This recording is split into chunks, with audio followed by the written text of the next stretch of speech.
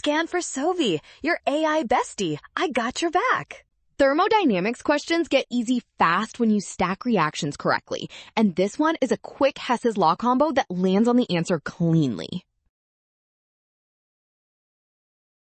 According to Hess's law, when reactions add up to a target reaction, their Gibbs free energy changes add too. So first compare reaction 3 with reactions 1 and 2 term by term. Reaction 1 already gives xy2 turning into x plus 2y, and reaction 2 makes zy from z plus y, so use reaction 2 twice to convert the 2y and 2z into 2zy. Now add the energies.